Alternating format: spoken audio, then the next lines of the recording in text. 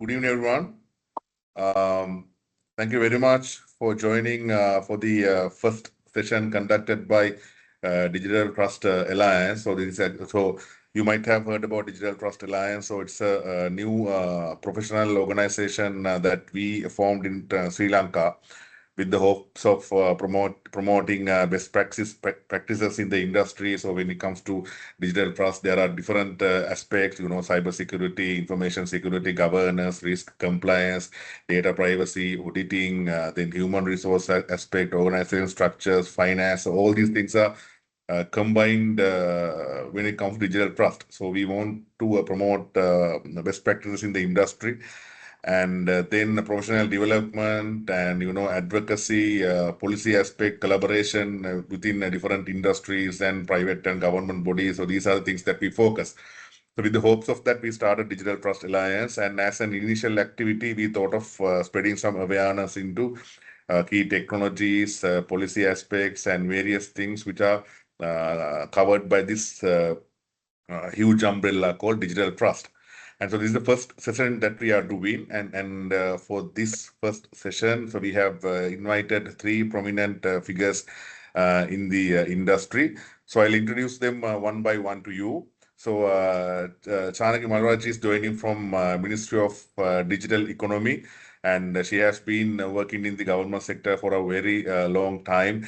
And she used to be in the Ministry of Technology as well. So she had played key roles in ICTA and various other prominent government bodies which are into government digitalization and information technology aspect.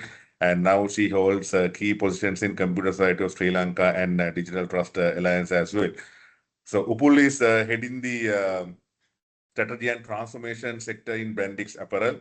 And we all know about the digital transformation journey that Brandix has gone through. So we invited Upul to represent the private sector. And so Upul is a graduate from University of Moderator, from Faculty of Engineering, Electronic and Telecommunication. So he has a plethora of experiences when it comes to strategy formulation and digital transformation initiatives. Then we have Mohan Chathuranga, who is a prominent figure in the cybersecurity industry in Sri Lanka. So he has played key roles in PwC, KPMG, EY, Brandix, Daras. So he's a cybersecurity advocate. And so when it comes to digital transformation, we have different areas, government sector, public sector, and cybersecurity pillar is always supporting these two sectors. That's why we wanted to include all these three areas. And just to introduce myself, I'm Neranjan Dissanayake, CEO of Just in Time Group. So without taking much time, so I will dive into the questions. So if you have any questions, just post them in the Q&A section. And right after the main session, I will take questions if time permits. So Upul, I'll direct the first question to you. So when it comes to digital transformation, I think most of the people have certain misunderstandings, right? So there are, I think, three keywords. So we have digitization, and we have digitalization, then we have digital transformation.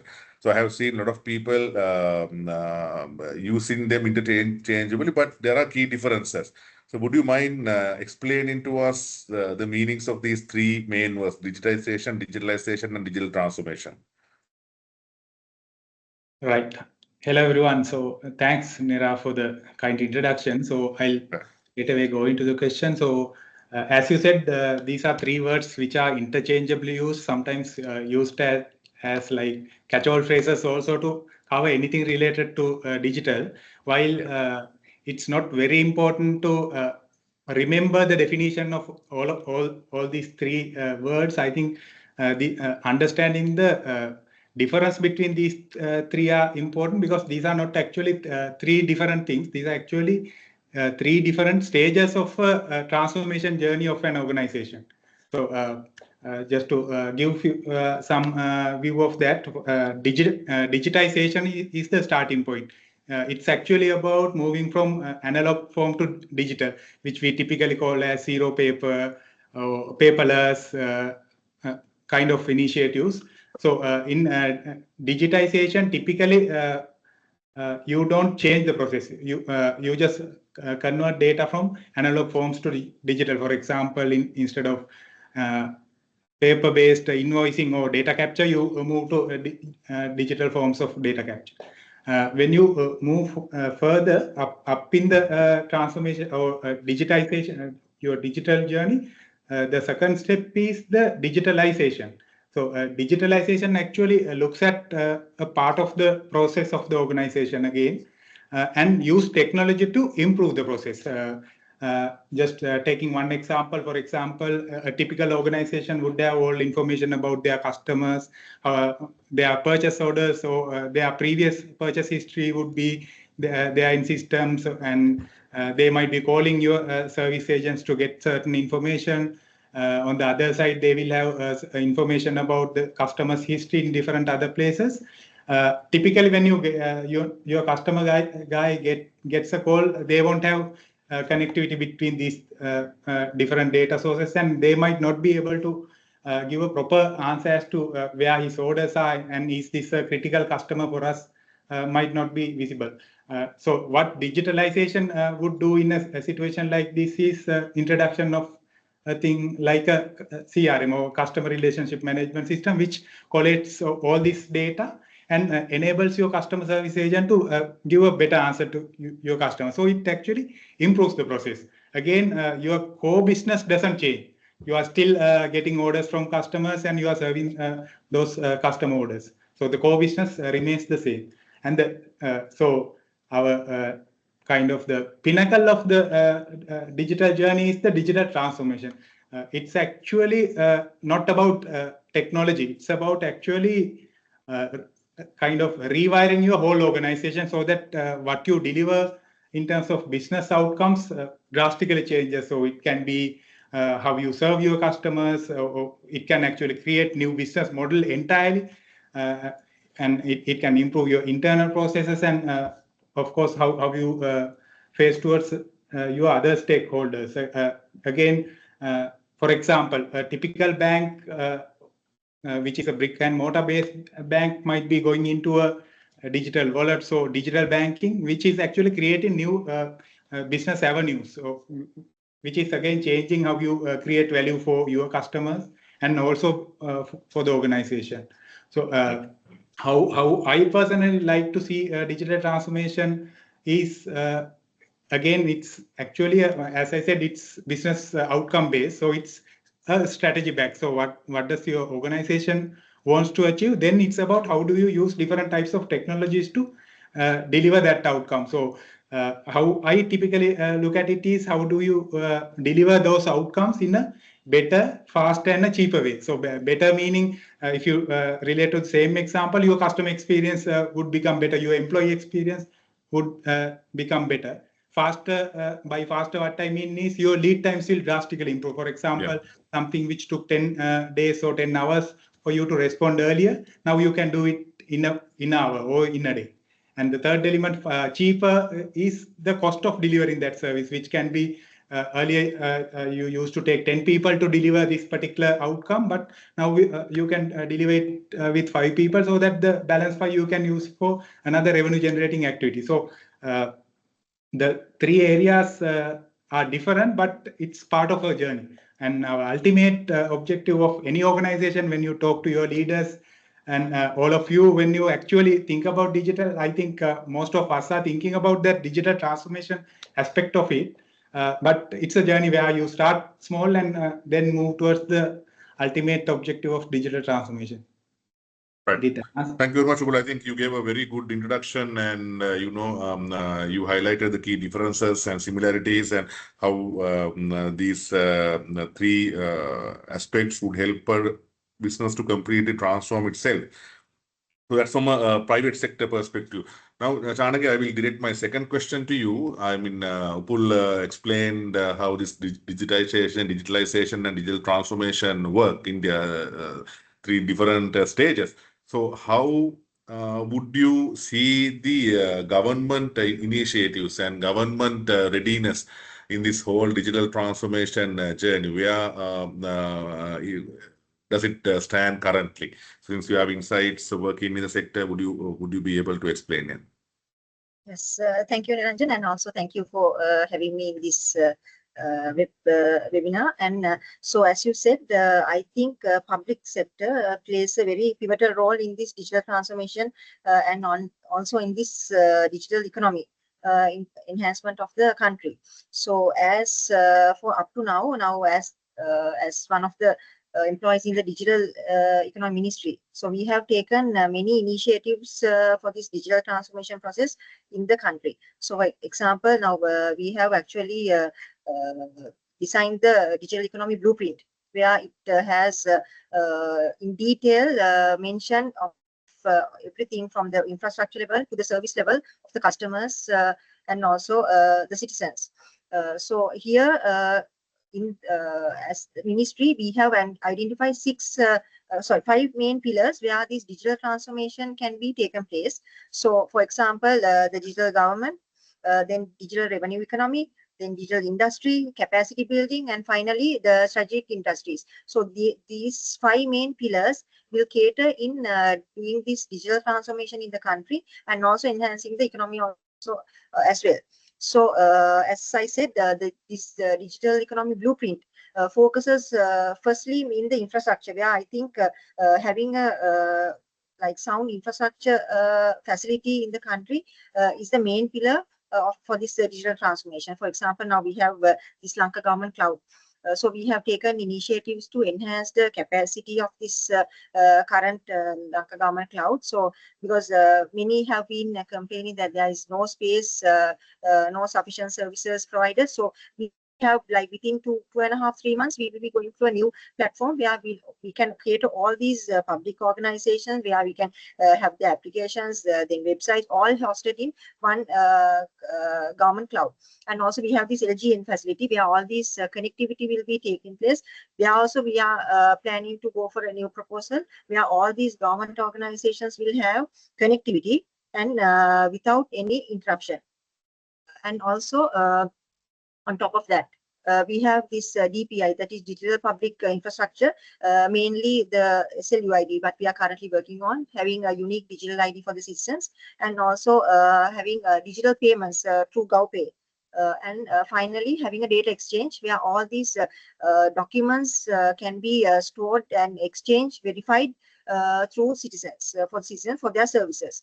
So on top of this digital public infrastructure, there are like a lot of applications where we can take as digital public goods, where we serve the citizens in various ways. And this can be taken into like sector-wise, like for example, agriculture, tourism, manufacturing. Likewise, sector-wise, we can identify certain applications where the citizens can get their services. So all these applications will ultimately go into this digital transformation process. So a part of that, capacity building is also another pillar where we think all these government employees should be have a good knowledge in digital transformation, and also the citizens from their point when using these applications, they also must have some awareness on how these applications are used. So that is also one pillar. And on top of that, yes, as I told, so all these digital public infrastructure, then digital public goods, and also these infrastructure developments, capacity building, everything, then the digital payments will all together come into this digital transformation process in the country. So I think as the public sector, we have a key role in making this country's digital transformation process more fast and efficient, and also increase the economy of the country.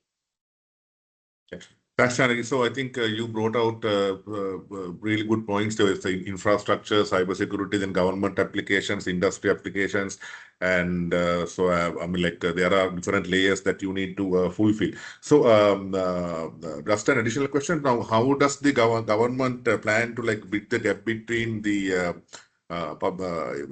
private industries and the government aspects? I mean, there are government applications and industry applications in two different pillars. So how would the government connect these two aspects together? So now we have done a project. Actually, it's completed. We actually got all these applications developed within all these government organizations.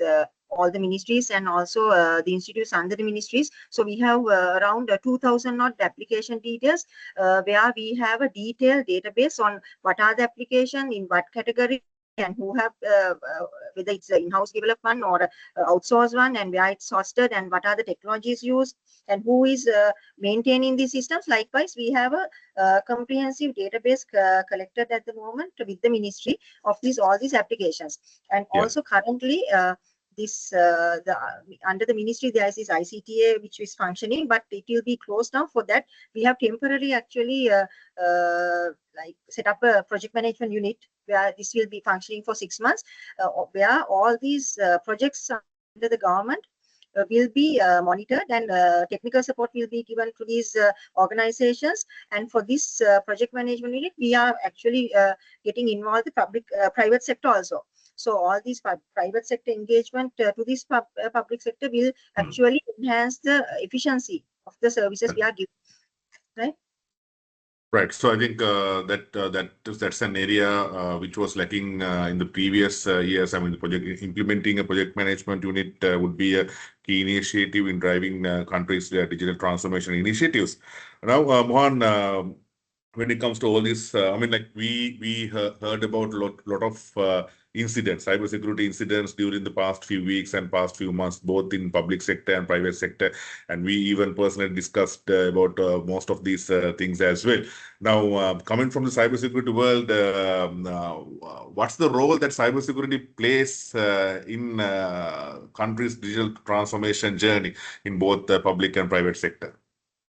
Yeah. Thanks, Neranjan, for that, and thank you for the invitation. And it's great to see the DTA initiatives around this area, creating the buzz around some of these key topics. So going back to the topic, the questions that you asked, Neranjan, I think the biggest piece is when Upul was explaining also that you gave a faster, cheaper solutions, and you do a digital transformation to the core. And as Janaki also explained, the data exchanges, the personal data, citizens' data. So part of digital transformation talks about the adoption, right? So we can finish a project, but how much is the adoption happening? So how well people are using it, the consumers, either it can be your employees, it can be your customers, it can be citizens, right?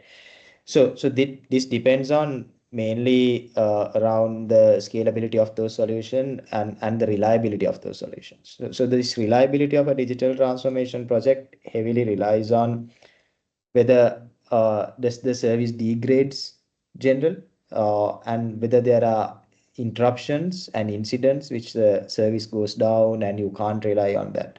So primarily, if you look at the last 10 years, our infrastructure has been getting better and better and better, right? So in terms of data centers, in terms of network connectivity, everything has been getting better.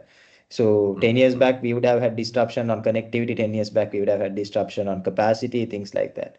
But now we have come to a point, if you are seeing disruptions, that's pretty much like a cybersecurity incident or an incident in the supply chain itself, or maybe an incident in one of the integrators, incident in one of these components. So where you see that if you want to deliver a service continuously and making sure that there is reliability of the service, making sure security is part of that is important. Let me show even some of my experience around projects is like, if you think it's costly or a burden at embedding cybersecurity at the beginning, but rather if you wait till the end, yes, the digital transformation as a project for a team, either for a PMO or the delivery team, might be over, but the actual adoption happens in the operation.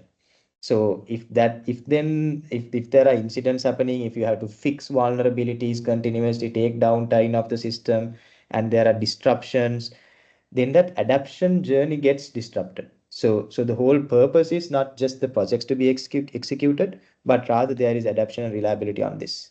So that plays a key component on cybersecurity. And the other thing is on digital transformation, whichever the matrices that we think of, but it's always better to start from the design. So any design which need to be there need to be secure and it need to be reliable.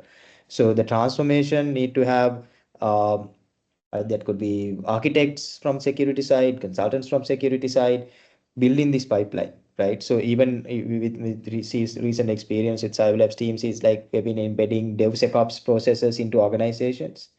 Actually doesn't slow the transformation, but rather increase the reliability where the adoption gets faster. So that actual business outcome is delivered better in a transformation when you have a reliable system. So I think that matters really in the public sector as well, where trust is like it's a gold coin, right? When you have a digital infrastructure for public. It is all about trust. If people don't trust, then the whole initiative is lost. You can't go back and build a solution to gain trust, right? So because trust is a human element that comes from cybersecurity. So I think that's why most of the organizations are now making sure that cybersecurity is built from the stretch, and then part of the digital transformation teams. Even if you look at the total digital transformation teams, there are now cybersecurity experts who are getting involved from the very beginning, making sure that the architectures are meeting the expectation. Yeah. Yeah. Yeah, you brought a very good point, adaptation. I mean, so if you are integrating cybersecurity in the digital transformation journey, I think we have to go through a whole change management process as well. And also, you highlighted the concept of secure by design. Even during the initial stages, you have to get involved and you have to have proper designs. And most of the time, people actually see cybersecurity as a barrier in digital transformation journey. So how do you see that? What are the barriers cybersecurity may pose in the digital transformation journey? Whether they are true, whether they are not true, whether they are just myths. You can explain. Yeah. So I think the great analogy to that is like brakes of a car, right? So so the purpose, the function of the brakes is to slow you down, but the purpose of it is to make you go faster, right? Exactly. I think it's a mechanism that you can look at cybersecurity also.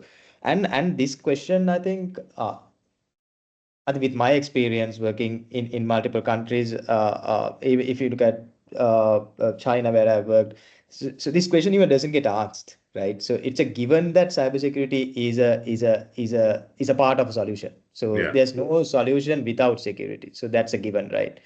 But we're still in a journey. We still see security, I think, as a barrier purely because we still go for a mentality of no's and checklists, right? So cybersecurity is considered as a checklist or a set of no's that would give you certain barriers in a process.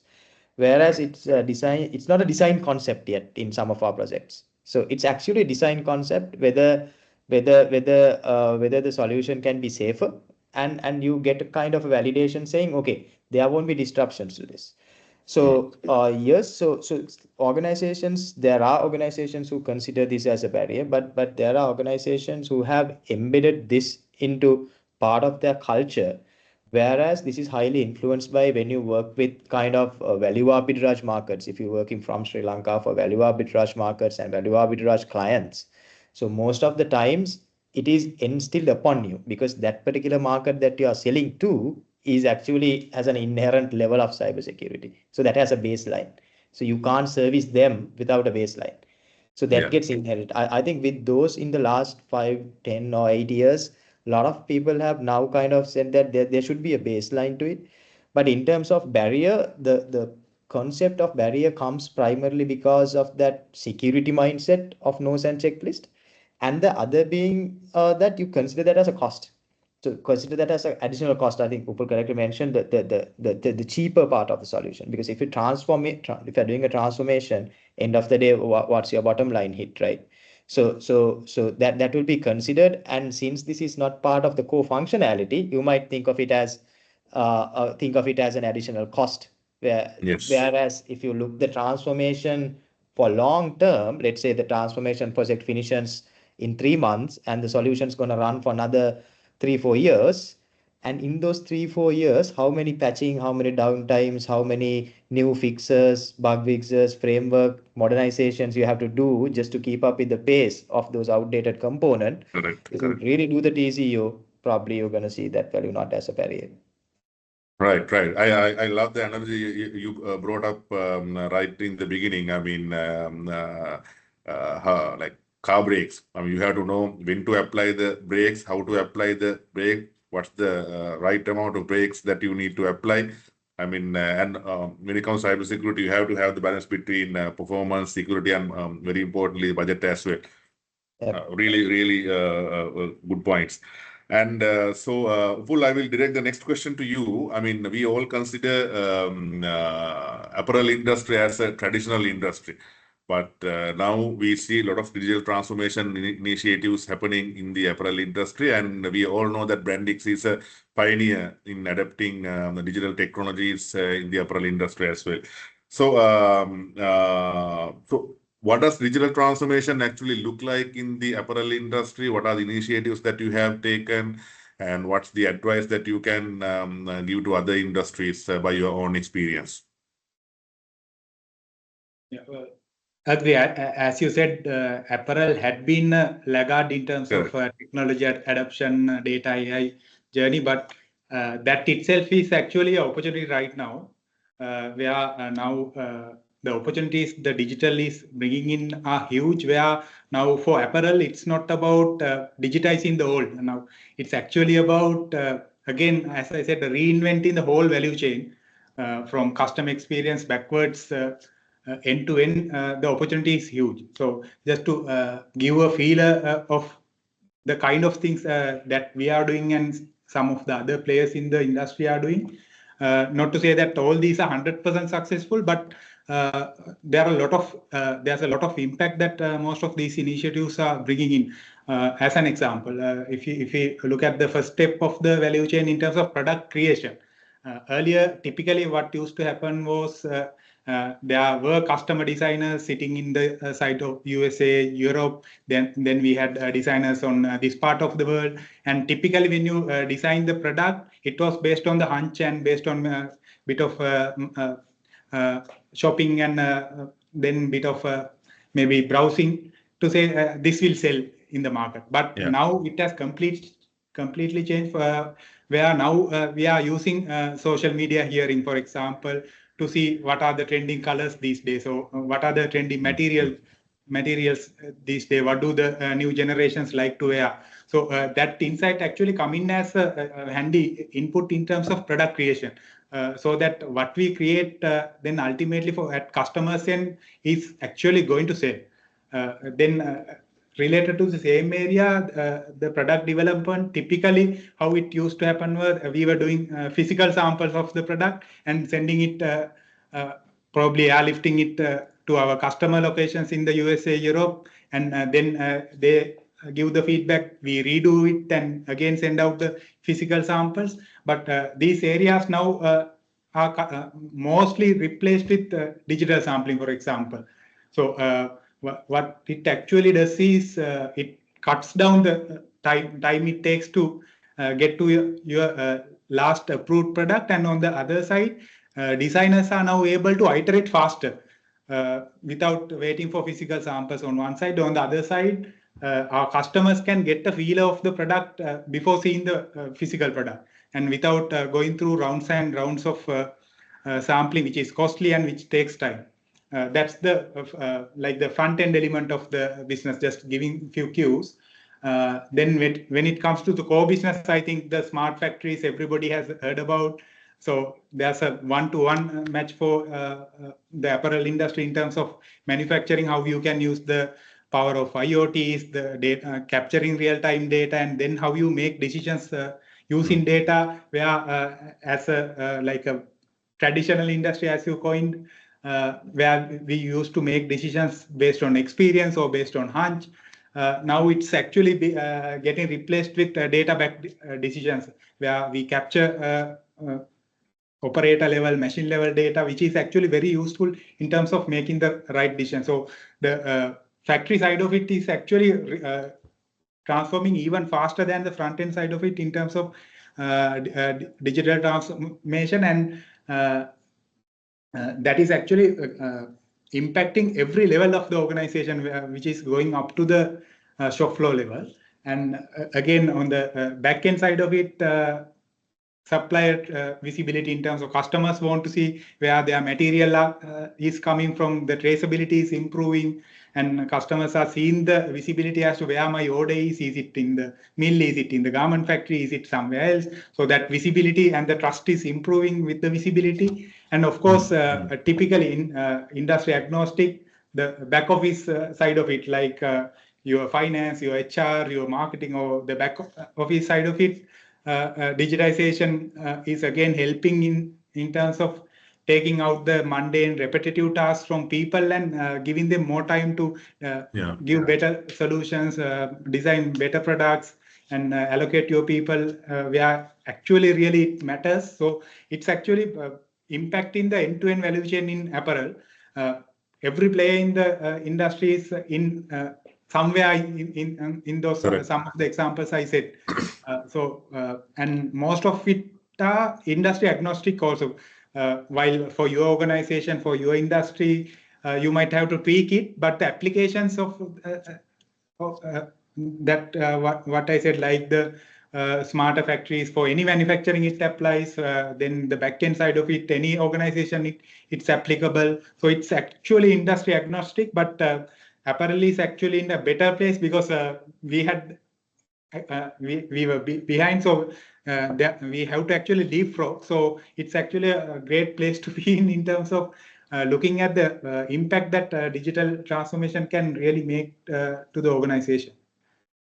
Yeah. I mean, it's really amazing to hear the connected story. The supply chain, the entire value chain, back office functions, your manufacturing, and I think you have a really nice connected story. I mean, great. But the thing is now, so we know about the apparel industry, and during the last few years, the industry actually underwent a lot of challenges and hiccups. And so, there are a lot of demands from key stakeholders, especially from foreign entities and investors, etc. And we have to maintain the organizational effectiveness and efficiencies while increasing the innovation and production, optimizing the production life cycles, etc. So, as you see, how do you align these operational efficiencies and your KPIs and your other goals while balancing innovation, etc. through digital transformation? How do you achieve that? Yeah, well, as you said, the typical priority of an organization of this nature, where manufacturing is the bread and butter of the organization. Efficiency is actually number one. There's no doubt about it.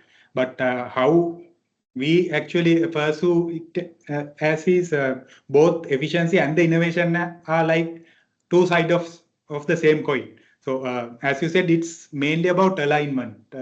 So what's the priority? So typically what we try to do in terms of making that balance, there are a few ways actually what we are doing. Number one is, as I said, the innovation and the digital transformation is not an isolated effort. It's a strategy-backed effort. So it's actually to achieve the same outcomes that the business wants to achieve.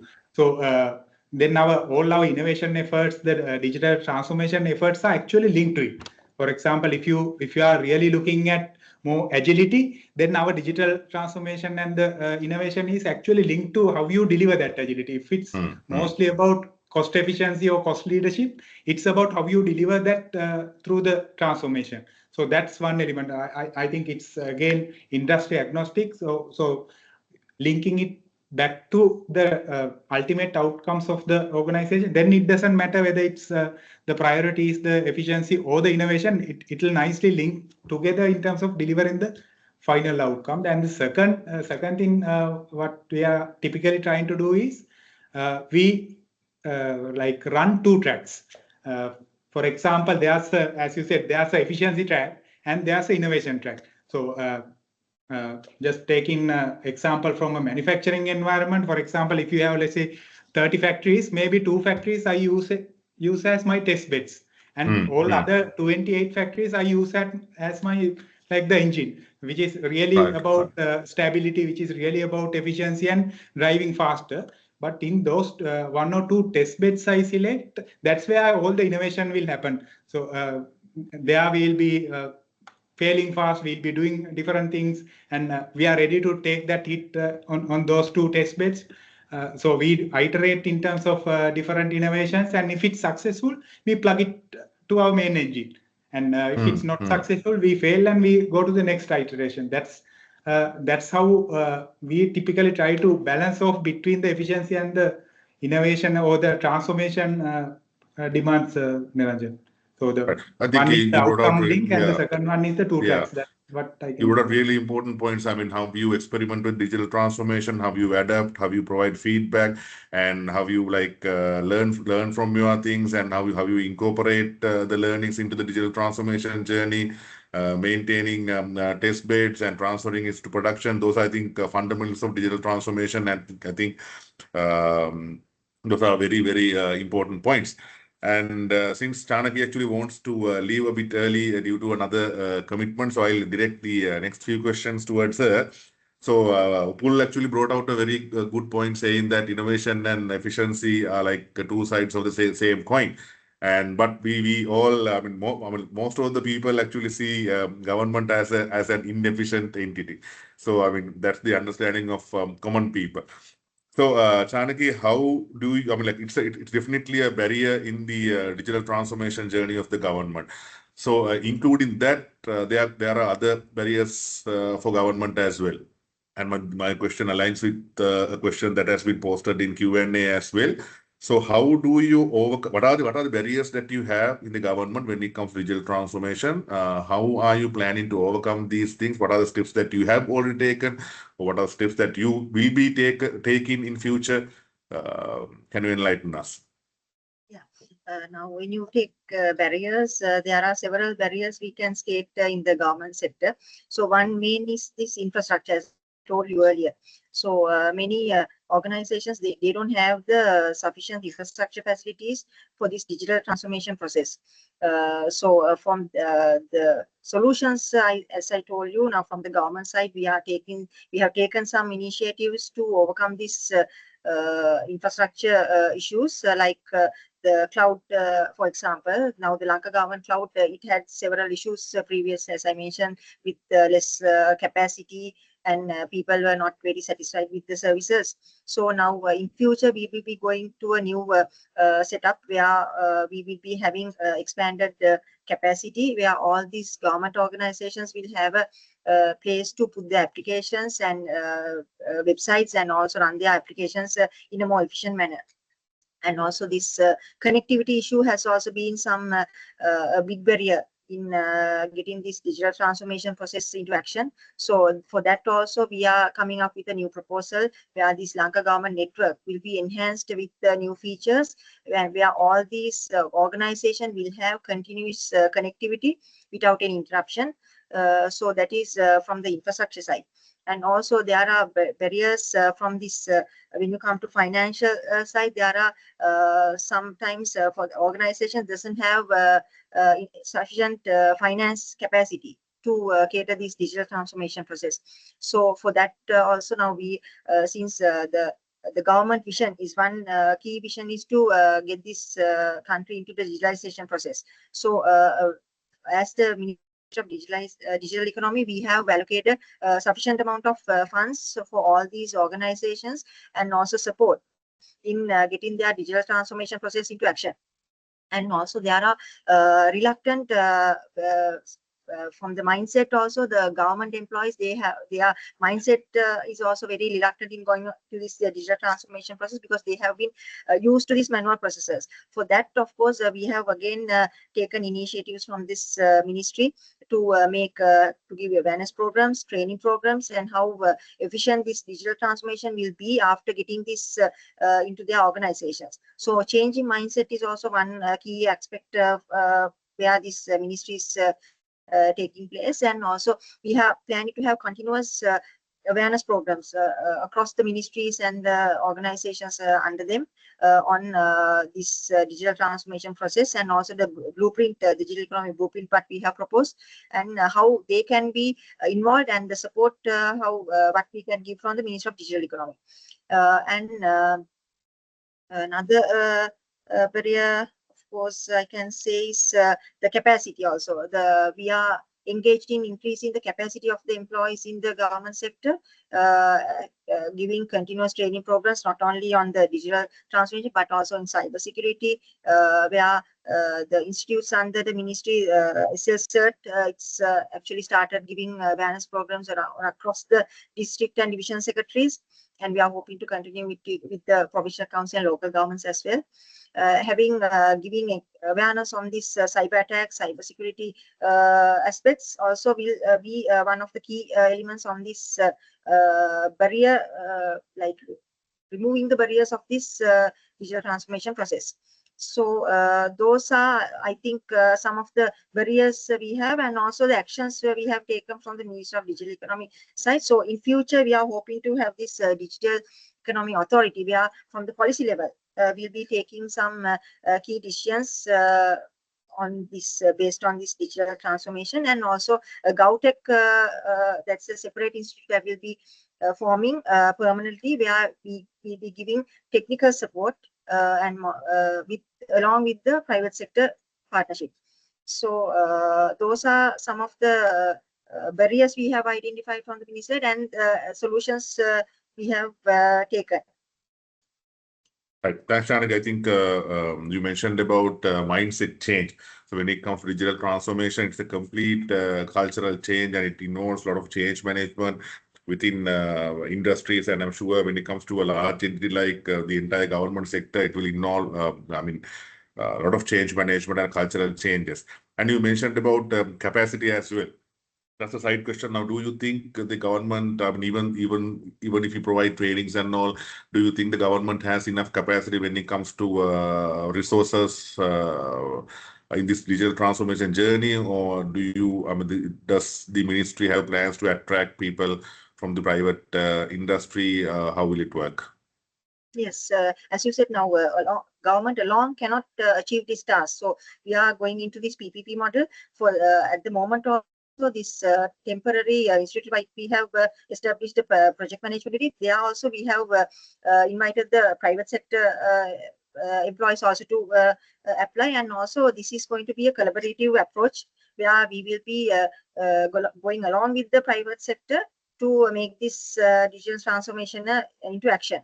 So in future also, as I told you, the GovTech will be mainly with the government sector employees plus the private sector people, where we will be giving a similar package as in the private sector, because as you know, this government sector salary scale is very less when compared to the private sector. So less people are being encouraged to come to the government sector because of this, mainly of the salary scale. So we will be having a separate salary scale for this newly establishing institute, where this private sector employees also will be attracted, and also they will also have a chance to help in this government digitalization process. So that is one of the key points the ministry is focusing on. That's actually a great news to hear. I mean, I can see that the government has a plan to attract good talent from the private sector. So Mohan and Upul, I think maybe we can also apply for a government position in the new under the new GovTech entity. So that's something to look forward to. And welcome. So Chanaki, I think now, so the customers of government are the citizens, and I'm sure that our audience would like to know how the future would look like, how the Ministry of Digital Economy envision the citizen services for the future. I mean, what can we look forward to? What will change in the country in the next 3 years, 5 years, or maybe in 10 years? What's the plan the government has? What's the journey? So as I previously said, now we have proposed this digital economy blueprint, where this digital public infrastructure is a key element in getting this digital transformation process into action. So in that we have this SLUID, the Sri Lanka Unique Digital ID, where every citizen will have a unique ID, and that is one DPI. And then second one is this digital payments, where GovPays have come into action, where citizens can do their transaction in a cashless environment, and also the national data exchange. where all these documents can be shared, verified within the government organizations, and when it comes to the citizen side, he will not have to take all these documents hereafter when they are going to get a service from the public sector. So only thing he will have to give is this unique ID, where all these other information will be stored in the database, and the particular organization will have all his credentials with them when getting the service. So the citizen will not have to have the documents carried out all the time. And also when it comes to the digital payments, he will not have to carry cash all the time. He will always have a like cashless. He will be able to do cashless transactions. And also about his documents, also it will be all secured, verified in a platform. So all this will be in one national platform where all these services will be interconnected. And we are planning to give all these ministries and the institutes under the ministries a national level solution. We are without going to silos, because previously we know that several different departments, ministries, they had their own systems running silos. So in future, it will not happen. We will be having a common platform where all these services will be coming under one platform. So for example, like when you take these ERP systems, so several organizations have requested ERP system. So we have decided, like, without going into a separate ERP system, we'll have a national level ERP system where all these services are interconnected. And this will be in future, all these services will be actually coming in one bundle, where it will be very easy for the citizens also to get their services. So that is our plan from the ministry side. Excellent. I mean, it's always nice to hear how our lives would change in future, how our experiences would change, and how the quality of life would enhance in future. Thank you very much, Chanaki, for those insights.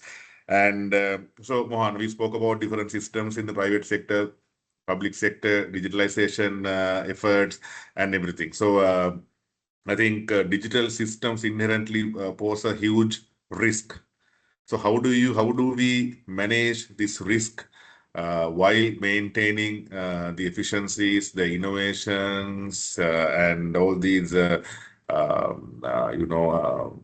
development aspects? How do we do the risk management?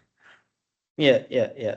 So I think risk management, mostly organizations loosely look at it in a way as well. So we always think how we manage as a organization leader, how we manage risk is okay. We see a high risk, we'll try to get it down.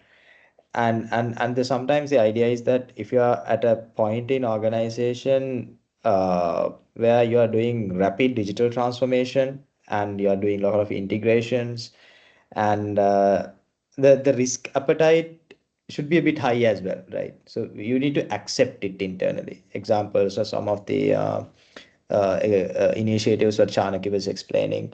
So that sorry to is. interrupt. I mean, like for our audience, maybe you can explain the word risk appetite, maybe for their knowledge. Yeah. So risk appetite is pretty much like how much risk are you going to tolerate as an organization? So are you a very risk averse person, or are you a very risky person? So very risky person is people who would go on adventures, who would jump off a plane. That your risk appetite is. So then you have a risk tolerance, and you're very risk averse if you are not doing any of those kind of adventure sports. So I'm just giving a real world example. So sometimes what happens is organizations think, okay, I do want to make my risk go very low. I want to have all my risk go down. So that means a lot of investment, right? So you want to have highly digitized channels. You want to have all the platforms working, but at the same time, you want to have encryption. You want to make sure that authentications, and you have a zero trust architecture and all these concepts around security inbuilt into your solution. That's expensive. But at the same time, if you really want to make things work, okay, I will say, okay, let's look at, okay, some of these concepts and adapt it at the first phase of this project. Because our adoption example, let's say we are targeting 500,000 people, we are not targeting 22 million of the country. So let's go in slow. So let's accept that, okay, we have to go in with some risks.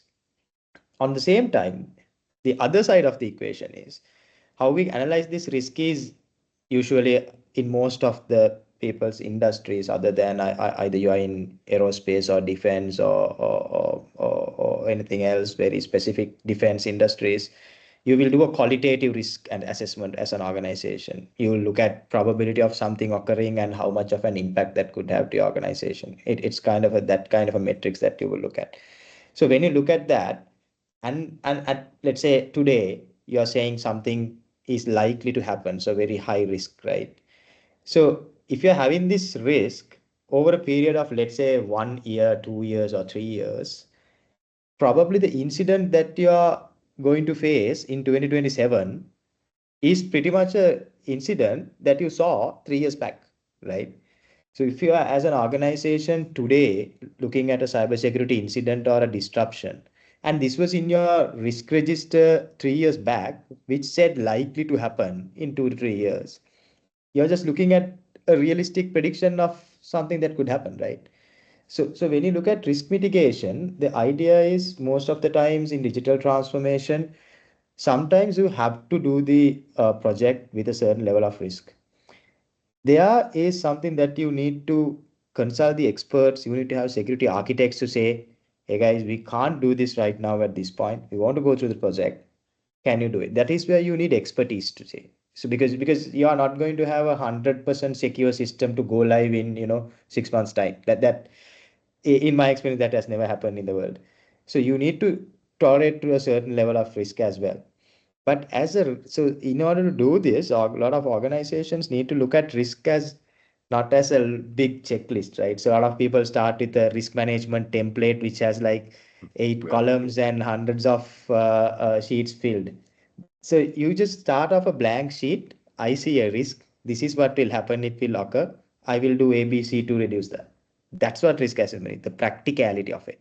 So if you do have good core teams with skills to manage those risks, and you understand what those risks are, and the people who are putting that input have seen such things happening, especially the incidents, the things that could go wrong, they have been through that. So that kind of an input, if you can take and have a very practical approach to risk rather than register to look at in each project meeting, if you have a practical way of a team working on it and actually trying to reduce that risk. So risk management is a practice that you want to have, and especially nowadays where digital adoption is so big, the risks that you see in digital related to cyber interruptions are, you need to have multiple business stakeholders. You need to have HR, legal, finance, everyone involved in this to understand what kind of disruption is actually going to happen.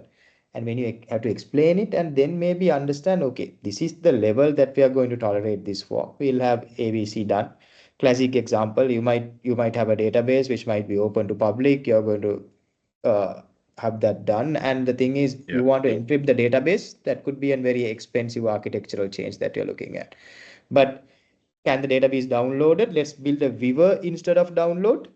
Simple way around, right? So people won't be able to download and access directly from a live database, and you build a middle layer or change the architecture to facilitate it. So you might need to work with architects to manage these risks to an acceptable level, not to make it zero, then the project will crash, and not to go live with a extreme risk as well, because that will lose the credibility of the solution.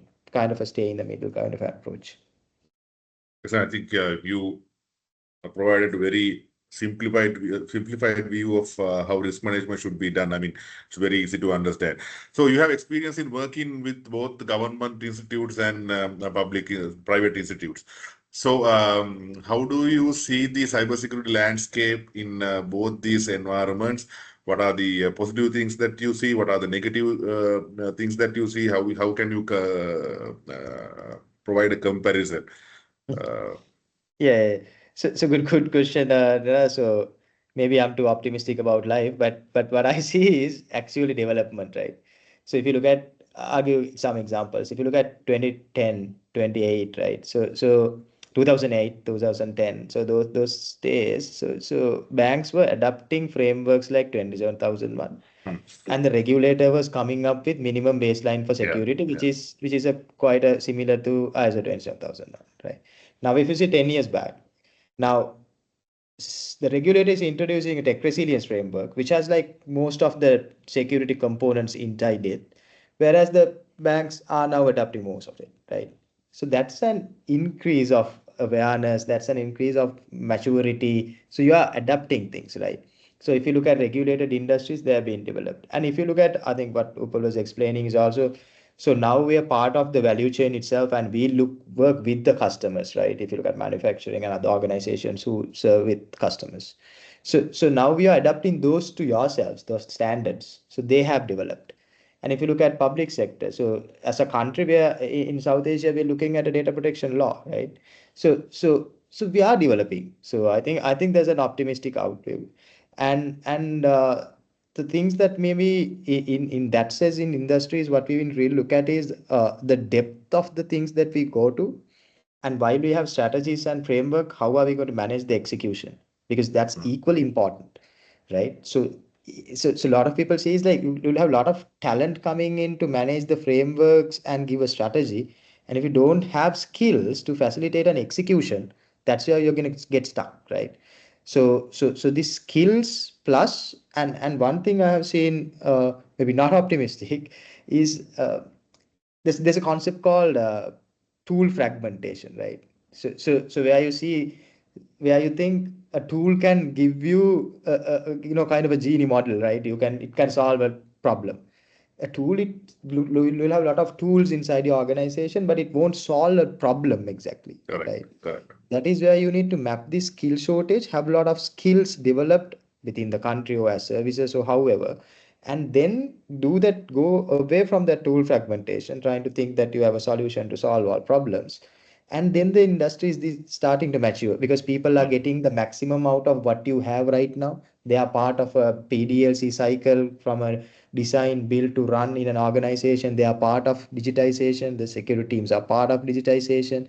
So when we embed this, I think we have a real maturity happening in most of the industries. If you look at most of our industries have matured a lot, right? So if you look at telco, we have like one of the best telco industries if you compare to the region, right? So how do you Correct. get there? Correct. So there is a lot of standards, frameworks driving, and now we need to clearly make sure that the execution happens. So if execution happens, example PDPA, if the adoption happens in the country at a level, minimum level, I mean, that's a huge maturity booster for this sector. I mean, in terms of cybersecurity and data protection, it's a huge booster. So it's the execution talent that we need to pull and work on. Yeah. So Mohan, you provided your views on the public and private sectors, and your answer was very optimistic, I would say. And so when it comes to private sector, we can't neglect the SME sector because majority of our companies are in the SME sector. So how can small and medium enterprises adapt cybersecurity in their digital transformation journey? I mean, their budgets are limited, their skills are limited. So how can they adapt cybersecurity? What are the advices that you can give to small and medium enterprises? Yeah, I think in the digitization journey, maybe I'll connect back to the whole risk conversation we had. A risk assessment, a very practical risk assessment. Understand where you are, because no one is going to have, or even all these enterprises, like when they were starting 20 years ago, 35 years ago, no one would have thought of cybersecurity, right? So you Correct. build a business. First, you build a business, a profitable working business. So they need to understand what, in order to do that, what level of risk are you tolerating? You can't now go with the risk appetite which an organization had in 20 years ago. Because if you are digitally disrupted and your data is leaked, pretty much you are gonna get rejected by your customer. But as an SME, understand your market. Are you in a regulated market? Are you servicing a very arbitrage country? Understand where your risk is. First, understand what you want to build as a baseline.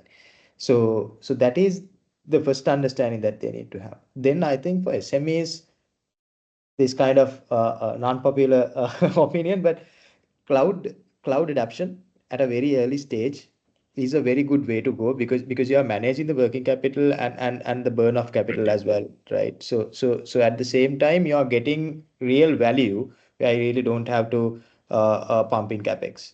So this is a real good method of adapting for SMEs, because you are managing an OPEX with security to infrastructure to delivery to everything.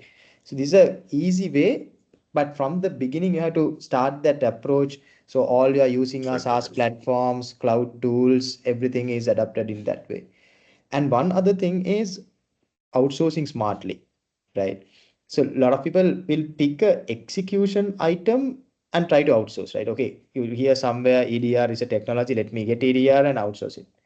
Whereas if you outsource a strategist to your organization, he will tell you at what point you want to make that decision. Because right now your infrastructure and business might not be ready and you really don't have a digital footprint to do that. At what point do you want to do it? So outsourcing smartly and using managed service models and working with partners, but really you really need to strategize that first. Maybe that could be a one-off exercise in 2 years, but to outsource smartly, not to outsource for the sake of outsourcing. You don't really need to have that for SMEs at this point. And the other piece is be ready for incidents. I mean, we have seen this in the past 6 months to 1 year. We have seen this continuously.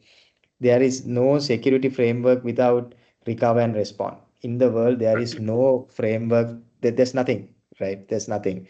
Recover, respond is part of life cycle. It's not the anomaly.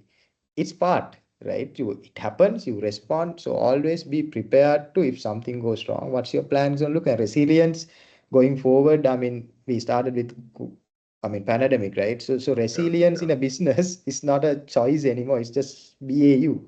So even in security and digital adoption, when things go wrong, and there's nothing to look back on or nothing to look down on, it's just part of business. So SMEs also need to understand it's going to happen to anyone. It can happen, and how fast can you recover? I think these are some of the building blocks maybe teams can focus on. Yeah, I think outsourcing just to summarize the main points, outsourcing is a really important thing, and going for cloud offerings. And I'm sure that there are more than enough bundled offers in cloud. People can use in the SME sector without spending any capex. They can just go for a subscription model, OPEX model. And about responding, I think now people should focus more on detection and response rather than prevention, because that if someone tries to hack into an environment 999 times, and even if you block it, if someone tries 1,000 times, even if you block it 999 times, there would be no use if you get penetrated one time. So you have to focus on detection and response. So those are some really good points. So back to you, Upul. Now, Brandix is a large organization. There are different levels. I mean, there are people in different hierarchies, different experience levels, maturity levels, skill levels, capacity levels, knowledge levels, and it's a complex environment. And when you try to implement digital transformation tools, systems, and strategies, I'm sure that you are facing a lot of challenges when it comes to change management. So how do you adapt change management in Brandix? How do you implement this concept of digital transformation within their mindsets? How do you change the cultural aspects? So what are the things that you normally do when it comes to the workforce? Yeah, as you said, at different levels, our response would be different. But I think one thing is we have to expect that bit of change resistance is natural. So it's not that people are bad or something like that, but it's natural. Even us, we typically as humans, we resist change. No?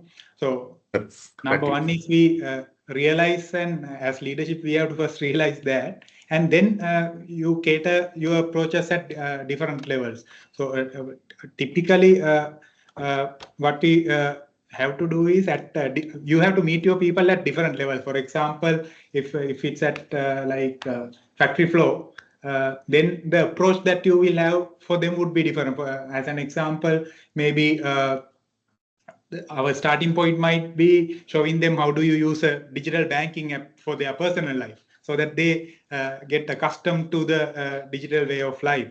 Then how do we empower them? Maybe earlier, all the information used to come to them through supervisors, but now how do you slowly start disseminating some of the information to them so that they make decisions, because they're in their personal lives, they are also making decisions. But in a typical factory environment, we try to make decisions for them, but they can make decisions. So so the approach is a bit of training, like the digital app example I explained, and a bit of on the job you show the power of it. And when you maybe climb up the hierarchy, our approach would be probably drastically different. Then they will want to, they see the competition, they see the challenge to your roles. So they'll be really looking at how can I uplift my skill set. So for them, maybe number one is you give that opportunity so that they also learn with the organization and they uplift your skills. And of course, that larger mass transformation you can't drive without all of your people with it. So definitely the upskilling at every level is required. So that's one aspect I would talk about, like which is about upskilling, then giving them on the job some exposure as to what the transformation impact that they can expect. And in terms of driving like difficult transformation, typically what we can do is you involve your influencers in the organization. Also, you have influencers, so you involve those key people in the ideation and the like designing of the project, so that it becomes their project, not somebody else's project or IT's project or the strategy team's project or somebody else's project. So by doing that, so it's a deliberate effort to identify who are those influencers who can. There are few people who will really come in and really give the right input, which is important for defining your project. Additionally, you have to bring in those influencers in so that they actually create a momentum in the organization and they start talking about it. They start talking good about it. And when there are challenges, any project, of course, there will be challenges. It won't. Whatever the solution we bring in, whatever the precautions we bring in, there will be challenges. That's where you need your people to safeguard it and support it, and maybe work through the workarounds, maybe burn a bit of midnight oils. That's where you need the support. So that's where that critical mass you have to build upfront, who will start building the project and then take it forward. And typical I think we have heard again and again, quick wins. Quick wins is very, very important because now the world is moving very fast. People, even employees, they are not waiting for 6 months and waiting for that final IT outcome to come out so that they'll say whether it's good or not. So what we also typically try to do is we deliver in sprints, very shorter sprints, like every 2 weeks. If we can, let's say we are everything you can't deliver in 6 days or 2 weeks, then you deliberately phase out different deliveries so that people see the results. And on one side, this agile and all, we typically talk about feedback, how you take it. But even in the implementation and the change management, sprint-based outcome is very useful. So so that people start using your product, they see the benefits, they see how their life is becoming better. So that's the third thing that I would probably do in terms of driving the change. And of course, then at different levels, for the your management teams or your higher levels in the hierarchy, the why we are doing is very important, more than what the solution is and no. So because they'll want to understand why are we changing, because everything is perfect today. So like explaining the burning platform, what is happening around the world, and why as an organization we are going to do it, and how your role related to our future will be very important as leaders. That's for the next levels that we will have to do in terms of driving the change. So at different levels, as you rightly explained, the approach is different, but like there's something called theory XY. So my realization is none of the people are actually averse to digital. So initially there will be a bit of fear and maybe reluctance by nature of being humans. But otherwise, if you really work with them, work around the challenges and make them part of the change, I'm sure that change management is not just a word. Then the change will actually occur in the flow. Excellent. That you actually highlighted some important points. I mean, how you can make the workforce an integral part of your digital transformation journey, how you can focus on their growth, and how you can focus on inclusivity. So they praise your digital transformation initiatives, and most importantly, one of the fundamental aspects, quick wins. I mean, how to boost motivation and employee morale with quick wins that you can see. And those are very important things, milestones that in an entire change management process. And you mentioned the word leadership as well. So how is the Brandix organizational framework structured? How is the blessing that these entire digital transformation initiatives get from the leadership? How is the leadership function created there to bless the digital transformation initiatives? So can you explain that as well? Yeah, I think that leadership alignment and their blessing, as you said, is number one. Without it, since it's a change and it's a transformation, that should be there. So what we as an organization from the leadership, what we said from our leaders itself, right after COVID, what as a deliberate decision, what they made as a decision is most of our investments in future will not go into brick and mortar. It's not about building new plants and building, setting up new locations. Most of our investments are now actually going to digital. So that was a deliberate decision by the leadership team in terms of how you allocate your capital. So with that comes, then it's about the implementation. So from number one, at leadership level, you are clear as to what you want to achieve. Then they have defined what are the business outcomes are. So then how we achieve it is not by additional brick and mortar investments, it's the digital. Then it's about them allowing next levels of the organization to experiment. Then maybe some of the investments which will go into R&D kind of areas, which we are not sure whether it will work or not, because even when you see outside, what we realize is even the vendors are not sure what the tomorrow would be, because everybody, because the pace of change is so fast that it's really difficult to see what the future looks like, how tomorrow will look like. So what the leadership is actually doing internally is like empowering the internal teams to experiment, learn, and if it's successful, you bring it to the large organization and give that support in terms of the investments, in terms of the leadership support, because some of the blockers that you come across, maybe you need support of your boss to get it across.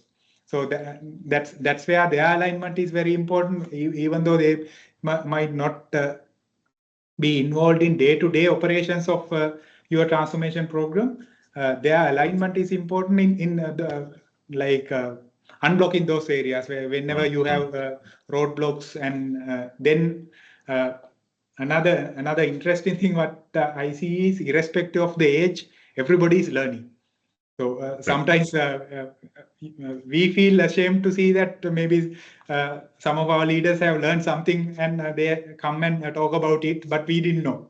So that's an interesting arena to be in, so that everybody is learning together, and the organization is a learning organization, because there's no real expert.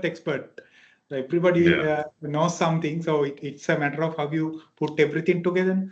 So from leadership perspective, that's what I see. So in their mind, they are clear what as an organization where we want to go into, and then empowering and supporting the next levels is what I see is actually supporting. Then the other area is in terms of structuring also, Neranjan, like rather than keeping digital transformation as an IT project, we are running it as an organizational project. So that's where I also coming in. It's part of the strategy. It's not isolated IT project at all. So all the initiatives that my IT folks go into are actually connected with my overall organizational strategy. So that connectivity is also actually bringing in a lot of synergy in terms of focus and the drive that we want to achieve also. Yeah, so I think some organizations have COEs, Centers of Excellence. So does Brandix have a COE as well, and a centralized entity, covering digital transformation, something like a COE? Yeah, for analytics, I run a COE, which is like a central team supporting analytics across the group, but again, enabling rest of the organization also to learn and do their own analysis. But in terms of digital also, it's actually a centralized effort. Centralized effort, So okay. we have most of our resources centralized, and some are facing different functions, some are facing different geographies, likewise, but it's driven centrally completely. Right. And So, then we use yeah. different So parts. sorry, Go ahead, sir. please. Okay. So when you are actually managing this digital transformation, it's very important to keep track of things, reporting, monitoring. So how do you adapt KPIs and matrices? So what are the monitoring criteria that you have? So how does it work in Brandix? Yeah. So in terms of like broader KPIs or monitoring mechanism, it's actually twofold. So one side is the execution KPIs. That's where our like the project managers, the digital folks would be really driving in terms of, are we hitting the milestone? Are we within the budget? Are we getting the UAT done on time? So that's one aspect which is critical, but that's done by the digital folks. And then from the large organization, we are just checking, are we hitting those milestones? But day-to-day project management and then sticking to the timeline is that track of it. And the second aspect is the impact that we are tracking. That's actually the success of the digital transformation. So in terms of tracking the impact, there are different metrics. It can be different to each organization, but typically what we look at is, I said the better, faster, cheaper. So in certain areas, now typically being in IT, what you will also see is in this part of the world, it's really difficult to show the ROI of a project because our labor cost is very low. When you compare to when you see the business cases of the European world and apply it here, it doesn't make sense sometimes. In most of the cases, actually, because there's an investment going in, but the cost reduction or something that you get is very low. So in terms of ROI, so that cost reduction ROI is one aspect, whether it's high or not. But in terms of making that decision in terms of ROI, then there are other aspects that we consider. So I said better, faster, cheaper. So cheaper is how you are reducing the cost base and getting that benefit. So better, faster are also attached to certain KPI. For example, if it's about better, maybe the how many new offerings can we do compared to earlier with the new solutions coming, or is our customer satisfaction improving? Is our customers top of mind improving? Likewise, that's one area. Then in terms of lead time is a key area that we are looking at. Are we really cutting the time that it takes to deliver outcome, whether it's to a customer or even an internal milestone? So that's the other KPI that we typically track based on the process that we are looking at. You look at end-to-end, how you cut that end-to-end maybe 10 times, 5 times, and then milestones that this chunk, how much are we improving? This chunk, how much are we improving? So in summary, there's a financial KPI, which is the ROI, which is easy to capture but difficult to deliver. And the other two areas are the outcomes in terms of lead time, that the system is improving, because that's one main improvement that digital is bringing in terms of the lead time. And the second or the third element is the experience, which is the better part of the outcomes that we are tracking. So is the experience, the employee experience improving? Is the customer experience improving? So that's how I would probably bucket them into three. But when you go to a specific project or area, then in that bucket there will be specific ones which are related to it. Yeah, I think emphasizing on ROI is, I mean, actually very, very difficult. Sometimes we have to take quantitative measures. Sometimes we have to take qualitative measures. But when it comes to a lot of organizations, when you go to the board level and when you explain things to the C level, they expect like monetary ROIs. But sometimes you have to go beyond that and see what actually matters to your organization. That's why you need to have a leadership team, senior leadership team, which actually sponsors your digital transformation initiatives. So I think time is running out, so maybe we'll try to finish within the next 5 minutes.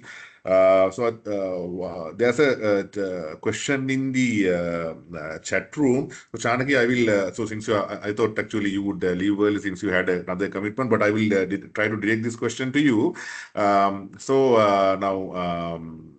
I think this is something we always talk about. How are we going to address the skill gap between universities and in the industry, especially for the people who are coming in from government universities? So does the government or the Ministry of Digital Economy have a plan to do that? Or maybe are you working with the Ministry of Higher Education or universities to develop certain plans? So how are you going to address this skill gap in the country? Yes, that's a good question, Neranjan. Now, to address this skill gap, we have actually proposed some initiatives under this capacity building pillar. So, who are coming out of the university and who are not non-IT graduates, we have planned a program like a 6 months program with this industry involvement, like all these professional bodies, Computer Society of Sri Lanka, the FITIS, SASCOM, likewise, and also getting professionals from the private sector. And we have actually developed this course for a 6 months period, which which includes all these areas where the current job market is very keen on. Like, so that means we are mainly focusing on non-IT graduates who will be going out to the industry. And for example, now management student can we can actually give a course on business analysis. So that person can come to the industry as a business analyst, though he or she has a non-IT degree. Likewise, we are focusing on that area as well. So there will be some program sessions along with this industry and also the professional bodies on how we can develop this program, and when these graduates come out of the university, how they can be catered to this market. And also we are planning to have discussions on these internship programs as well with the industry, where they will be able to get these interns, get the fresh all the undergraduates in the universities, and then train them as interns, and then which will make them also more like aware, and also what are the best market demands. They will have an idea on what when they come to the industry, so it will be easy for them also when they are seeking for jobs. So there are plans like this with the ministry under this capacity building pillar. So we hope to address these graduates who are coming out of the university to cater to the current market. Okay, and Mohan, if you can briefly highlight on something, I know that you are working with Gen Zs, and we had a discussion about Gen Zs sometime back as well, and so you are leading a company which provides cybersecurity services. So how do you see the cybersecurity skill levels of this young generation? What's the attitude towards cybersecurity? How do you see that? Yeah, I think if I summarize it, degrees are gone for those the next generation coming. They're not even interested in some of these skills, in at least in cybersecurity. I'm speaking about cybersecurity. So we have very highly technical individuals who are about 21 years old, right? So and they have been practicing that since they could get their hands on a computer, and they have been doing in very deep technical skills. And there are online platforms, Hack the Box, Try Hack Me, which they have gone through and get into deep technical skills. And the learning patterns which I have noticed are pretty much where organizations are also going in. It's changing to on-demand learning. So whereas where you possess a set of knowledge and skills, whereas okay, I need to do ABC. You type it in ABC, like things like LinkedIn Learning. This is where they come in on the job when they want to do it. That the people will just search it and do it because the knowledge is commonly available how to do it very much in the technical domains. So I think one thing that a lot of organizations are understanding is that once you have a framework and process built, though the skill that going into it can be retrained with most of the newcomers, as long as you have a structured process, you can get these people in, and the youngsters will learn in fast. But I think there are more critical thinking capabilities, where I think what Chanaki mentioned is like making industry readiness, where I think most of the universities industry advisory boards are advising on the course content is onto these areas rather than the technical skills now, because the critical thinking capability is where you want to build something, where people would use in building something, designing, creativity, how are you going to use AI models, how are you going to build models to facilitate these areas. You need to think to find the right business case or use case, whereas building in low code is pretty much straightforward for most of these individuals who are coming fresh. But that critical thinking, where the problem is, and trying to think of the bigger picture, I think that kind of training is becoming very important. Thanks, Mohan. Great insights. So, so let's try to wrap up the session. So I'll maybe ask one short question from each of you. You can just give a quick answer within 20-30 seconds. So, Upul, for the organizations which are just starting their digital transformation journey, what's the best advice that you can give? Maybe I'll give two cues. Maybe number one is first, before starting any project, first define the organization's objectives and then start looking at the solutions that will fit in. It's not technology backed, it's actually the business outcome. I think that's the number one. And the second one is we have to keep like learning, like any organization, the experimenting is very important, because you can't expect tomorrow to be the same as today. So you have to keep experimenting, and something will really click in, which will really change the way that your industry even operates. So you have to really be on the ball on that. So those are the two cues that I would probably give. Yeah, I think, and something that I think is that this is my personal opinion. I mean, you have to really evaluate and see whether you actually need digital transformation. I mean, maybe it's an industry or a company which might not need digital transformation at that time. So you have to do an evaluation and see whether you actually need it. So that's my personal opinion in certain situations. And Mohan, so if you are implementing cybersecurity, if a company is trying to implement cybersecurity, what are the maybe first 2-3 things that they need to look at and they need to consider if you are just starting implementing a cybersecurity strategy? Yeah, I think it has come to a point where identity and access management is a. I mean, you can't now go without it. How do you manage profiles? How do you manage identities of individuals of your digitization? So you need to make sure that how you manage access. And zero trust is the way to go. So you need to build architectures for zero trust. So you verify everything. There is nothing given. So those two are primary principles. And of course, then your ability to respond, detect around what you build around technology without tool fragmentation. So you having a tool is not an answer. So what is the process that you have built around is what are the automations and what are your incident response capabilities. And the last thought is how you should look at cybersecurity is pretty much you always look at things where there's a cost to doing it, but there's something called in life where cost of not doing it. So I think that's the best way to summarize the ROI on a cybersecurity. Always think of what's the cost of not doing it. So if you know that, I think pretty much you're safe. Thanks, Mohan. Thank you. And Chanaki, so my question to you, I mean, just to boost our motivation level, our confidence level. So is the Ministry of Digital Economy ready for the entire digital transformation of the country? How do you see it? Sorry, you're on mute. You're on mute. So yes, Neranjan, now with the new setup, I see a very enthusiastic team coming up with the top to bottom. right? And I think this digital transformation process will not be a dream like in the past. So I see some things happening, but you may not see outcomes or outputs immediately. But then in the long term, like within 1.5 to 2 years time, I think we can see a good change in this digital transformation when you take this country as a whole. So I see a positive change with the current setup. Thank you very much. Thank you for the confidence that you are giving us.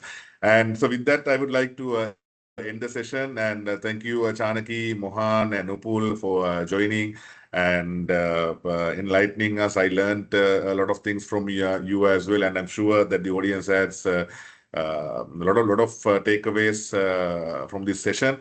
So we will be sharing the link publicly, so anyone can view it later if they need to.